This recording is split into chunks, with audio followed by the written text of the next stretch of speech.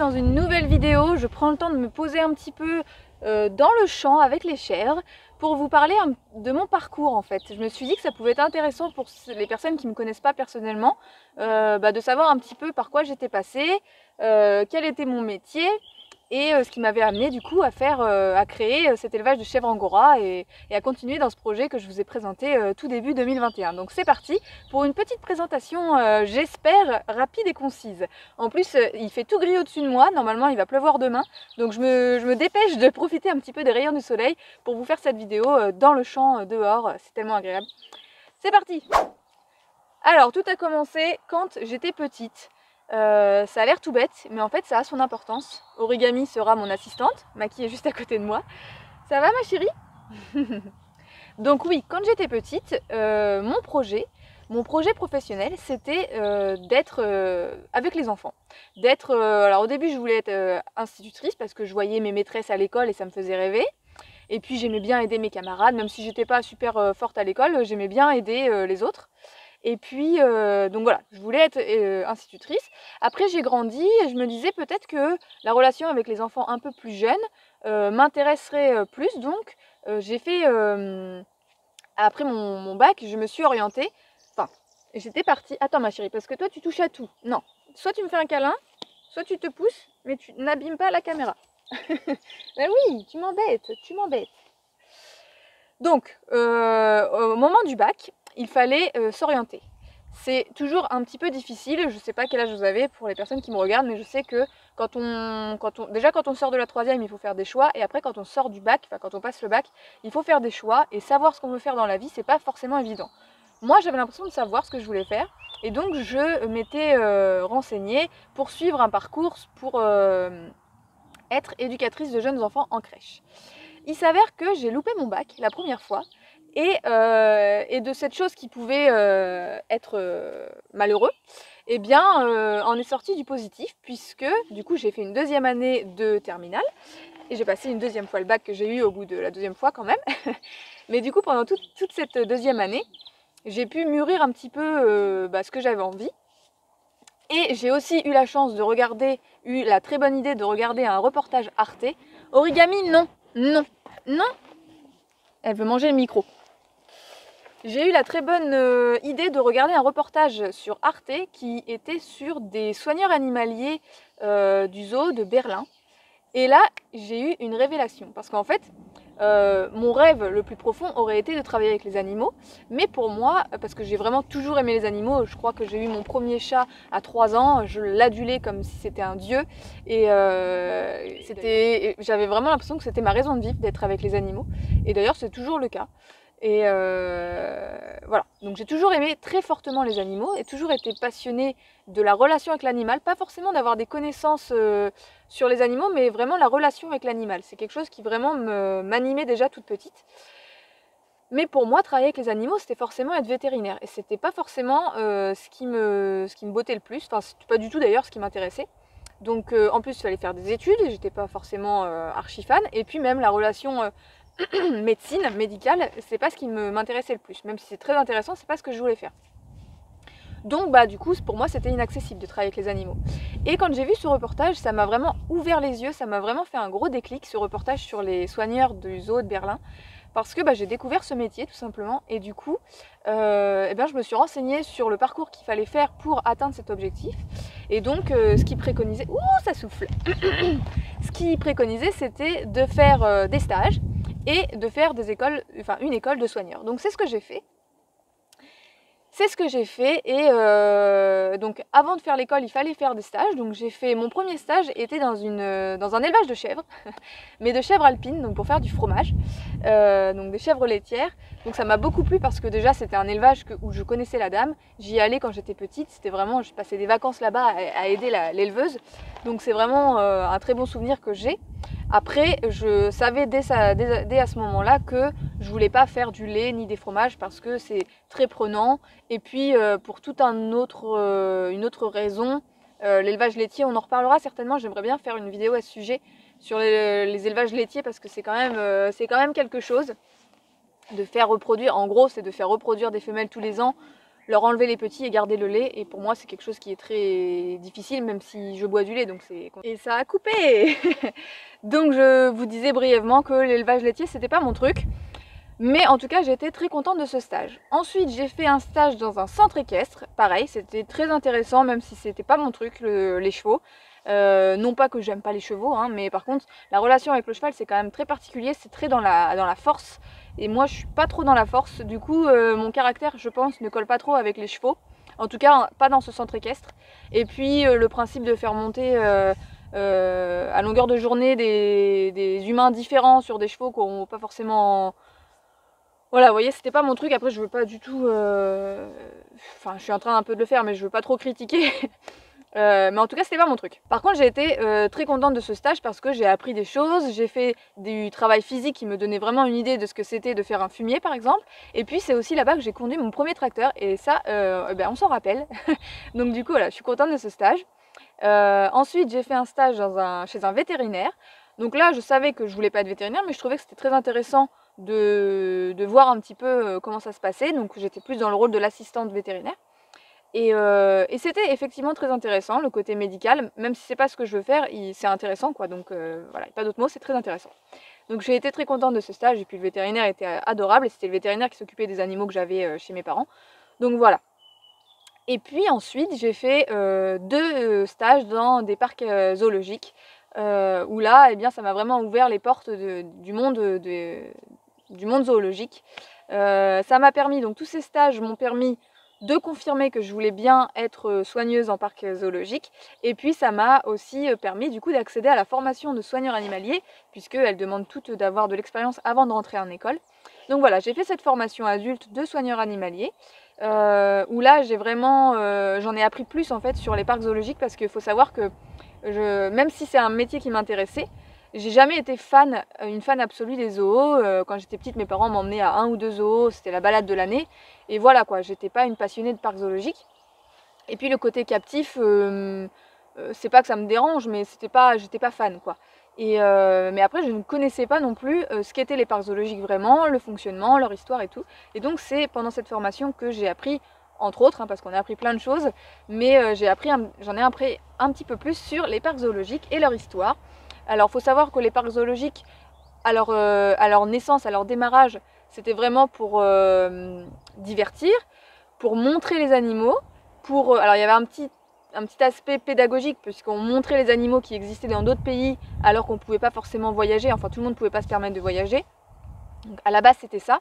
Maintenant ça fait toujours partie des missions des parcs zoologiques de divertir et de présenter des animaux du monde entier pour contribuer à l'éducation, aux connaissances, voilà, avec la pédagogie, à montrer un petit peu tout ce qui peut exister sur notre planète. Mais pas que, du coup avec le temps, les parcs zoologiques ont eu plus de missions qui leur sont attribuées, que je trouve du coup très intéressantes et très importantes. Donc on a toujours le divertissement, on a l'éducation par la pédagogie, on a également la conservation. Ça c'est une des missions dont on parle beaucoup quand on parle de parcs animaliers, de parcs zoologiques, c'est la conservation des espèces du monde entier, surtout celles qui sont menacées. Donc voilà, d'avoir un échantillon de tous les animaux qui existent au monde, au moins en parc animalier, en parc zoologique, pour que leur espèce ne disparaisse pas. Et il y a également la mission recherche, où là, eh bien, elle est sans fin cette mission, puisque elle permet d'en apprendre toujours plus sur les animaux, d'un point de vue comportemental, d'un point de vue physiologique. Enfin, il y a énormément de sujets de recherche qu'on peut avoir sur les animaux pour du coup enrichir nos connaissances et toujours en apprendre plus sur les animaux, et aussi répondre le mieux à leurs besoins. Donc voilà, ça ce sont les missions des parcs zoologiques aujourd'hui. Une autre chose qui diffère des parcs zoologiques du tout début, c'est qu'avant on capturait les animaux dans la nature pour les présenter en parc animalier, en parc zoologique. Maintenant c'est interdit de faire ça, et ça pour moi c'est très important. Les animaux qui sont menacés, on essaie au maximum de les protéger dans leur habitat, et les animaux qui sont en parc zoologique sont issus à la base de capture. Mais maintenant, comme c'est interdit, ils se reproduisent entre animaux de parcs animaliers différents. Donc souvent, il y a des coordinateurs qui gèrent cette reproduction pour éviter un maximum la consanguinité. parce que du coup ça n'a pas d'intérêt de conserver des espèces qu'on reproduit à outrance et qui est pleine de consanguinité du coup. Donc voilà, ça c'est un point qui est aussi important parce que des fois les gens ne savent pas que c'est interdit de faire de l'argent sur les animaux, enfin d'acheter un animal. On fait de l'argent en faisant payer les entrées, mais il n'y a pas un business d'animaux. On ne vend pas un animal, on n'achète pas non plus un animal, on fait des échanges entre parcs et on essaie de s'en occuper du mieux qu'on peut, voilà, en prenant toutes ces choses en compte. Voilà, donc sachant tout ça et plein d'autres choses pendant cette formation de soigneur, j'ai pu être embauchée dans un parc animalier. Et du coup, ça fait 10 ans que je travaille dans ce parc animalier. Alors moi, ce qui me plaît vraiment dans mon métier de soigneur, parce que il y a pas forcément, enfin, j'aurais pas pu faire un autre métier dans un parc zoologique, mais le métier de soigneur, c'est vraiment quelque chose qui me tient aux tripes, parce que je me sens utile, parce que le soigneur, en fait, la soigneuse, c'est vraiment la personne qui est au plus proche de l'animal et qui a vraiment son bien-être en responsabilité. C'est vraiment nous qui veillons au bien-être. Alors, bien sûr, on travaille en équipe avec les vétérinaires, les chefs, la direction, mais on est au plus proche de l'animal, donc c'est nous qui le connaissons le mieux, on va dire, puisqu'on le voit vraiment quotidiennement. On lui apporte à manger, on récupère ses excréments, tout ça, donc on sait un petit peu comment il est physiquement. Et puis bah, on le connaît tout simplement, il n'y a pas besoin de tout vous énumérer. Et donc on sait quand ça va pas, quand il est nerveux, quand il est calme, quand il est bizarre, enfin voilà. Et donc voilà, bah, tout dépend de la qualité du soigneur pour le bien-être de l'animal. Donc je trouve que le métier de soigneur est vraiment très très important parce que en fait on est l'humain qui fait le lien entre l'animal et le reste de l'équipe. Et ça, l'animal, il a confiance en son soigneur, il n'a pas la confiance en le veto. Pourtant, c'est le veto qui va le sauver, qui va lui sauver la vie. Mais l'animal, vraiment, le soigneur, c'est quelqu'un de très important. Donc c'est en ça que j'aime beaucoup ce métier. Mais malgré que j'aime beaucoup ce métier, je veux quand même approfondir mon projet personnel, puisque c'est vrai que là, maintenant, ça fait 10 ans que je travaille, et donc toujours dans le même parc. Et j'en vois un petit peu les limites dans le sens où, pour mon bien-être personnel, parce que, bah, comme vous le savez, j'ai des animaux chez moi, j'en ai même de plus en plus. Et c'est vrai que quand je débauche et que j'arrive chez moi toute fatiguée et que je dois m'occuper de mes animaux, je le fais. Mais j'éprouve moins pas de plaisir, mais je suis moins au taquet quoi, que quand je suis au boulot, parce que je suis plus fatiguée. Et j'ai envie d'avoir toute mon énergie pour mes animaux, de m'en occuper du mieux que je puisse à fond, de faire plein de choses.